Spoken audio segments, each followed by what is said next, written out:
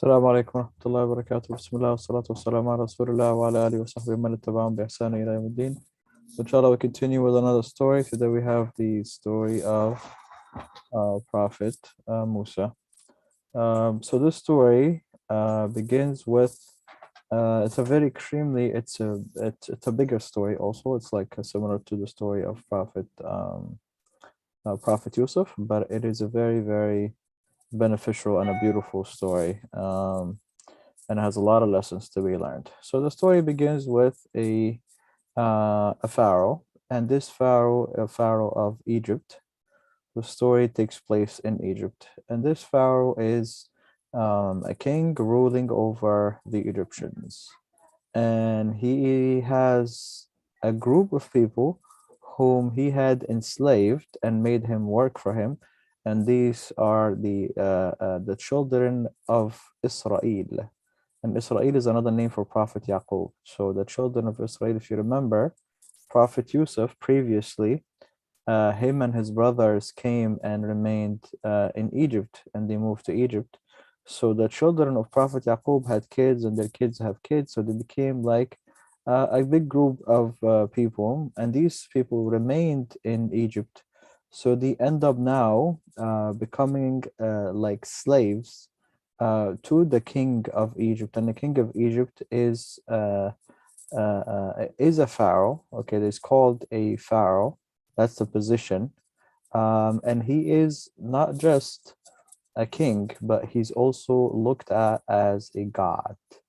So he tells his people that I am your God. So people are worshiping this guy um, as a god at the moment, believing in him as a god, not just as a ruler of them. And as we said, he's enslaving the children of Israel.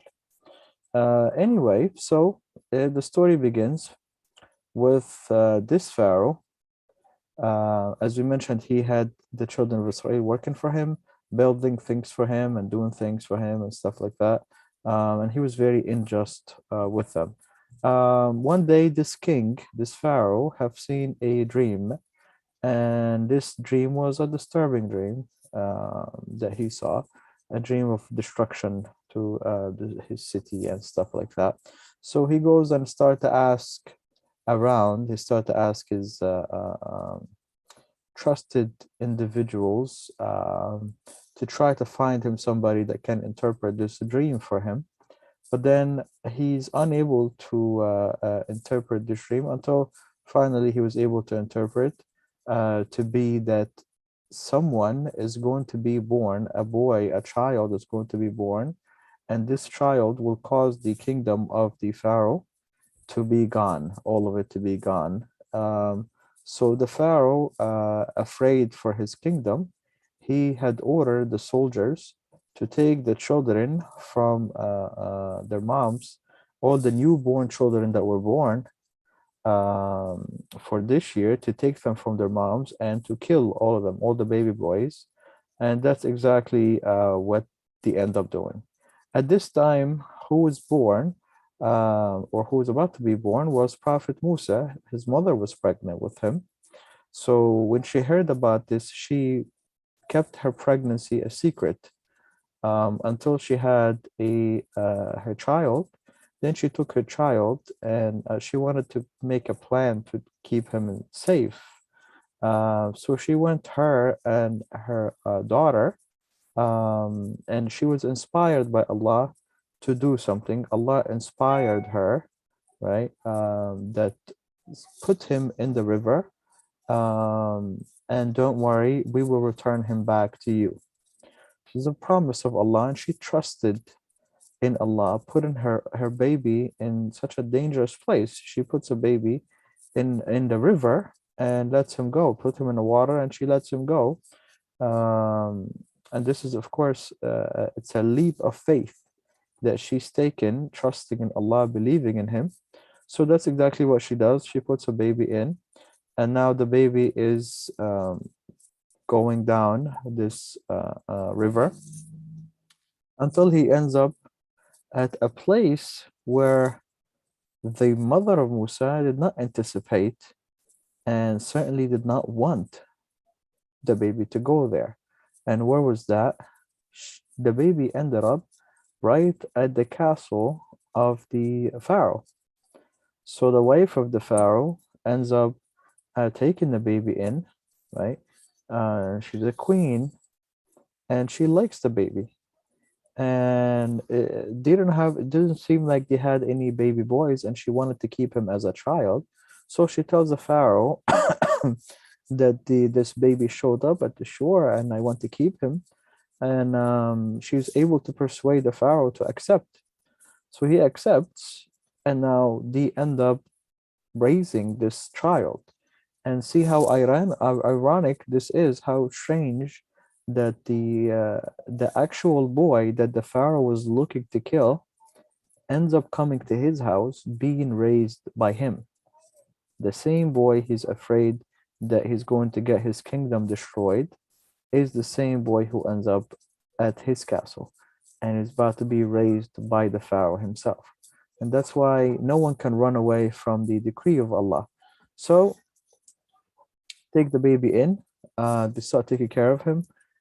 First, they try to find someone to breastfeed the child, because the child, this is a baby, so he needs to drink milk, of course, special milk.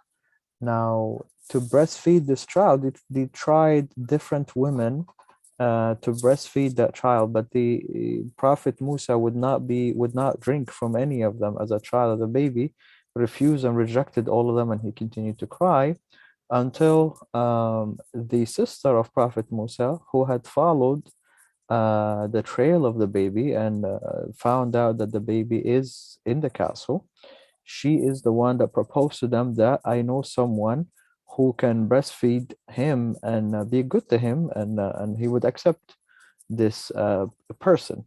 So the queen accepts, and she asks her to go bring this person.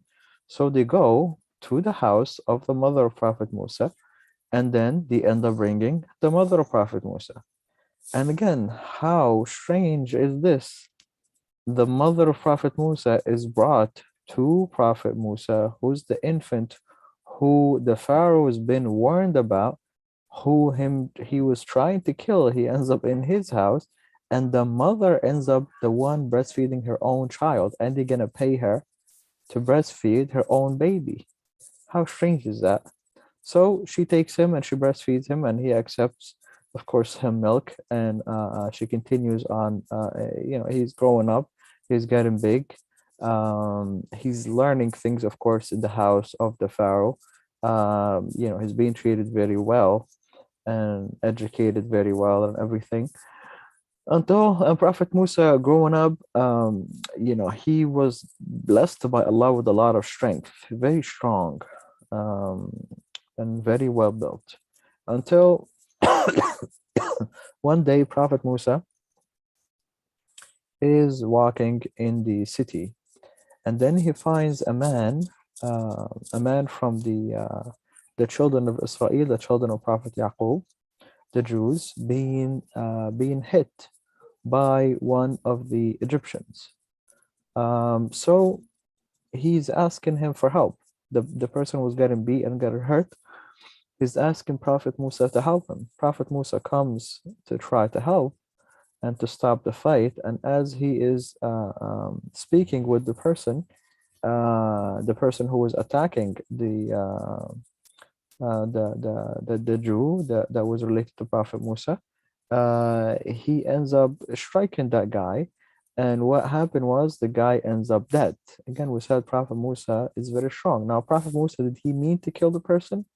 No, he was trying to stop the fight, but he ended up um, killing the guy by mistake. So the man ends up dead, and Prophet Musa felt very sad and regretful over this. And the man also, of course, could not believe this, that this guy is completely dead. So he pleaded to Allah, asking him for forgiveness and repenting to Allah. And Allah, of course, accepted from him. Until the next day, or shortly after, they started to look, oh, who killed this person? Who killed him? Oh, it's Musa.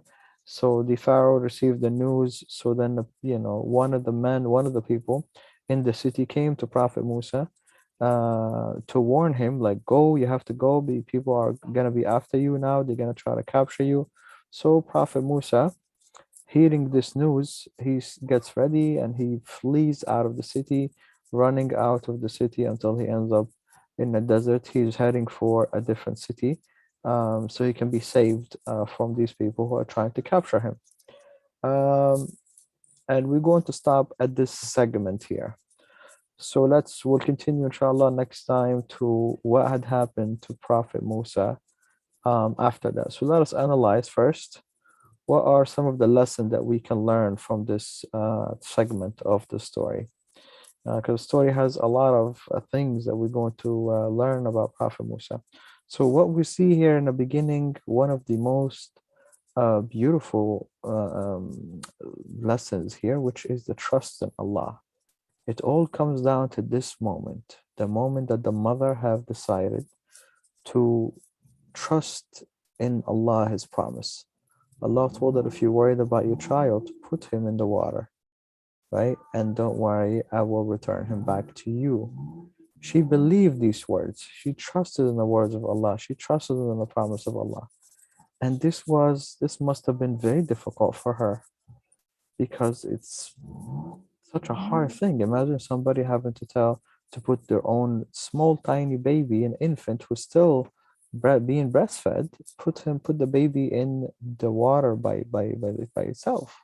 Such a difficult decision, but she does that, trusting in Allah, right? And we see how her trust in Allah pays off. How the baby saved from getting killed, because that she did all of this to save the baby from getting killed. And the baby is saved from getting killed. Not just that, the baby ends up at getting a beautiful way of being raised. He's being raised as a king, or as a prince in the household of the king of the entire city. So how special is this? Eating the best of food and living in the best way of living, has servants and everything. How Allah turned it around on them.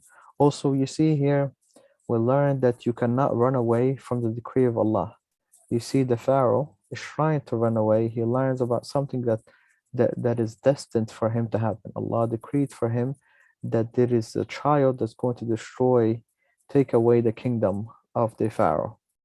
He hears this and he's trying to run away from the decree of Allah. He's trying to stop the decree of Allah. And no one can stop the decree of Allah. There were people at the time of the Prophet Muhammad sallallahu alaihi wasallam who went out with him to fight at the time of war, and some of them were killed, some of them were injured. And then when they returned back, some people who were mocking them, making fun of them, who didn't fight with them, with the Muslims, he said to them, why did you go? We told you not to go. You should have stayed back home here with us. Then you would have been saved. And Allah responded to these people in the Quran and said that if they would have stayed home on their beds, they would have still died. It was the end of their time. Allah decreed for these people to die. That was the end of their life. Even if they were stayed home, they were going to die regardless, right? Which just tells you what? You can never run away from the decree of Allah. You cannot run away from the decree of Allah. There's another example of this in the Quran also about the people who had a plague, something like the coronavirus, but like you can say stronger, that kills people, right? Like a virus that goes around killing people, contagious, people are getting sick and die. So it happened inside the city, okay? And people ran away, went out of the city running, fleeing away from this virus, okay, thinking that they're going to flee away from the decree of Allah. And Allah wanted to teach them a lesson, because some people told them that, oh, if only if you would have came out like us, you would have been saved. So they went out and Allah took all of their souls, right? Allah took all of their souls. Teach them a lesson, right? The lesson is what you cannot run away from the decree of Allah. You're running away from death to death. If Allah wants you dead, you're not gonna run. There's nowhere you can go, right? If Allah wants to get you, He will get you, right? And Allah said this in the Quran, that the death will reach you no matter where you go. You run away from it as much as you like, but if Allah decreed something, whether it's death or anything else, it will happen, right? It will happen. So we see how the Pharaoh ran away from the decree of Allah, but again, it befell him just like Allah wanted. We also see how it turned around and Allah gave the lady exactly what He promised her, the mother of Musa, giving her back her son exactly as He promised her, right? And again, you see again how ironic it is, like He's making the person who's going to be the enemy of Musa in the future raise Musa. How is he do? How is this? Because the Pharaoh is limited, is a human being. Allah possessed the ultimate knowledge. He knows already the future of Musa and he knows the future of the Pharaoh, right? And that's why you trust in Allah. You trust in Allah's knowledge. You trust in Allah's power, right? Allah's wisdom, right? These attributes of Allah are perfect, right? No one can outdo Allah. We also see here that how Allah was, blessing His prophets with things, right? So giving them this nice way of being raised and blessing him with this power that He blessed them with at the end. And you see here the test of Prophet Musa. Allah is testing him. Allah is about to put him in a difficult state. Prophet Musa, from a prince in the house of the Pharaoh, he's about to become a fugitive, a person running away from the law, right? Who cannot be in that city anymore. People are after him. Okay, it's a test from Allah. Prophet Musa did not intend to kill this man, but he ended up dead. Allah willed for this to happen as a test for Prophet Musa, to build him up for something else. There's another plan for him. There is another plan for Prophet Musa. So we can see here that, again, Allah possesses all of the plans and He's the best of planners, right? And at the time of difficulty, when a person goes through a test, he should be patient. And we're going to see the patience of Prophet Musa after this test, when things are going to become very difficult for him. His patience, right? His patience and him accepting whatever Allah had decreed for him. Okay, inshallah. So we'll pause. We'll pause here with this segment of the story, and we'll continue, inshallah, next time. Subhanakallah wa bihamdik. Ashhadu an la ilaha illa anta.